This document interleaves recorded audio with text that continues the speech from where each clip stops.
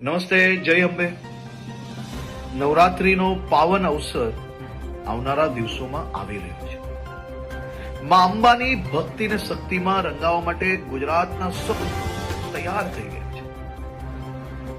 નવરાત્રીના આ પાવન અવસરે સૌ ખેલૈયાઓ દિલ મૂકીને માં અંબાની ભક્તિ ને શક્તિમાં રંગાઈ શકે, ગરબે ઘૂમી શકે તે માટે ગુજરાતના મુખ્યમંત્રી શ્રી ભૂપેન્દ્રભાઈ પટેલના માર્ગદર્શનમાં ગુજરાત સરકારે છેલ્લા અનેક વર્ષોથી નવરાત્રી મોડે સુધી રમી શકે, સાથે સાથે મોડી રાત સુધી નાના નાના વેપારીઓ, ફેરિયાઓ અને જે લોકો દરરોજ આ કામ કરીને એમનું પરિવાર ચલાવે છે, તેમનો ધંધો રોજગાર ચાલી શકે તેની બી ચિંતા કરવામાં આવતી હોય છે.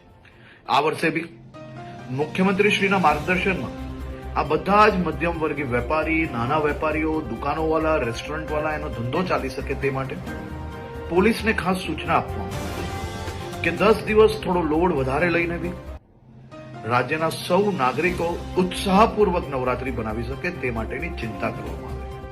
સાથે સાથે સૌ ખેલૈયાઓ અને આયોજકોને બી વિનંતી છે કે આપણું મ્યુઝિક, ડીજે, બેન્ડ આ બધું આપણા જ આજુબાજુમાં રહેતા લોકો, અગર હોસ્પિટલની બાજુમાં આયોજન કરતા હો તો ત્યાં આ બધી જ જગ્યાઓ પર લોકો બીજા જે ત્યાં રહે છે તે હેરાન ના થાય તેની બી જવાબદારી. આપણા રાજ્યની અંદર મોડે સુધી ગરબા તમે રમી શકો તે માટે ભૂપેન્દ્રભાઈ પટેલની સરકાર દ્વારા સંપૂર્ણ વ્યવસ્થાઓ કરવામાં આવી છે. પરંતુ સાથે સાથે એક જવાબદાર નાગરિક તરીકે તમે બી સૌ લોકો પોતપોતાનો ફરજ અદા કરશો તેવો મને 100% વિશ્વાસ છે.